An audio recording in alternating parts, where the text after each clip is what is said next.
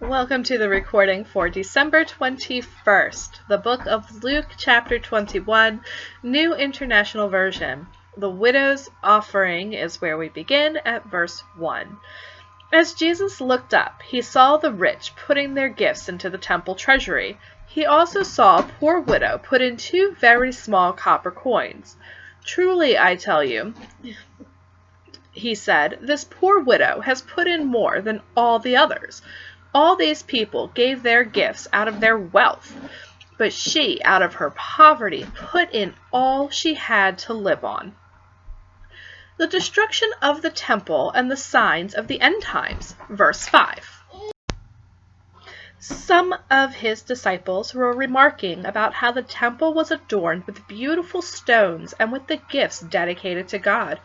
But Jesus said, "As for what you see here, the time will come when not one stone will be left on another. Every one of them will be thrown down." "Teacher," they asked, "when will these things happen? And what will be the sign that they are about to take place?" He replied, "Watch out that you are not deceived, for many will come in my name, claiming, 'I am he,' and 'the time is near.' Do not follow them. When you hear of wars and uprisings, do not be frightened. These things must happen first, but the end will not come right away." Then he said to them, "Nation will rise against nation, and kingdom against kingdom. There will be great earthquakes, famines, and pestilences in various places, and fearful events and great signs from heaven. But before all this, they will seize you and persecute you. They will hand you over to synagogues and put you in prison, and you will be brought before kings and governors, and on all account of my name. And so you will bear testimony to me.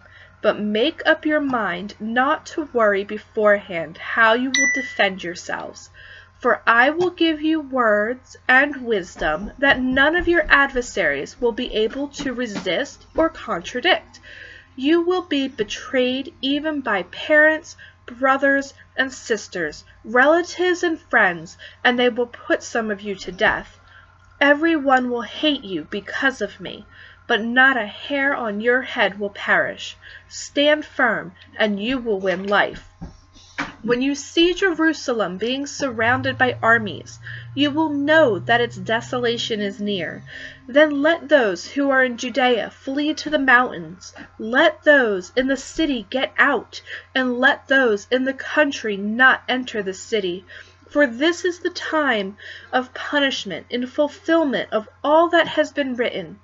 How dreadful it will be in those days for pregnant women and nursing mothers!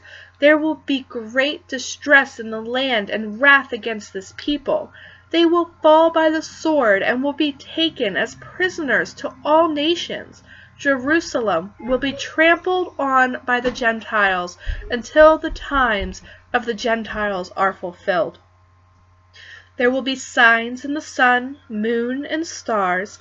On the earth, nations will be in anguish and perplexity at the roaring and tossing of the sea.